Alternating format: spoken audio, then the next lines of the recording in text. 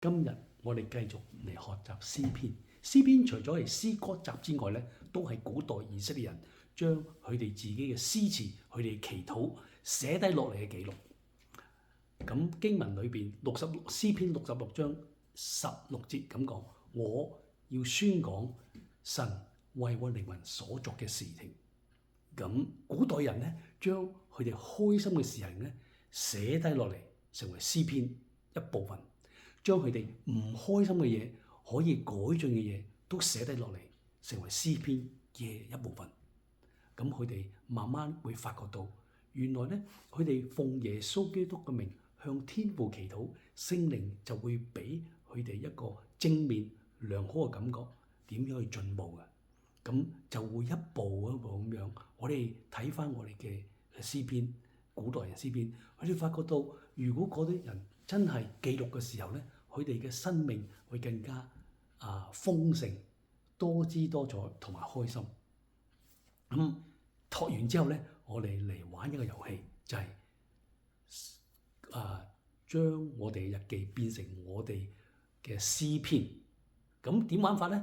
就係揀一樣可以拋同埋掟嘅玩具，譬如毛毛公仔，或者用紙揀埋一齊嘅一個紙球，或者係一個彩虹尾巴嘅玩具。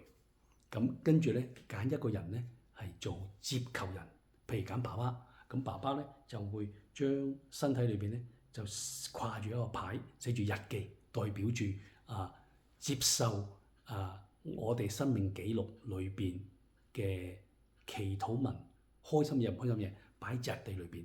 跟住咧就揀另一個家庭成員咧負一掟啦。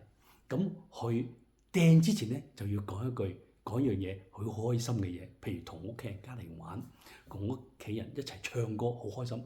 跟住掟啦，掟咧爸爸接啦，接到嘅時候咧，大家咧就要講，全部家庭咧就會講，記住咯喎。咁如果佢哋掟歪咗，爸爸咧就接唔到嘅時候咧，大家一齊講唔緊要，再嚟過。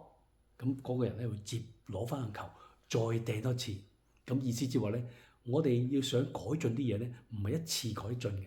咁我哋可以有悔改嘅原則，不斷去改進。咁記住，我哋仲要可以講一啲我哋可以進步嘅嘢。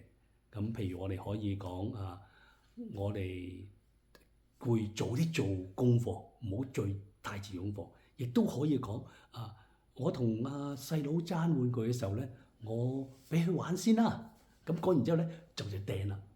咁記住，我哋奉耶穌基督名向天父祈禱，聖靈就會俾一個正面嘅思想俾我哋，俾我哋感覺良好。我哋繼續去進步前進，令到我哋嘅生命多姿多彩同埋開心嘅豐盛生命。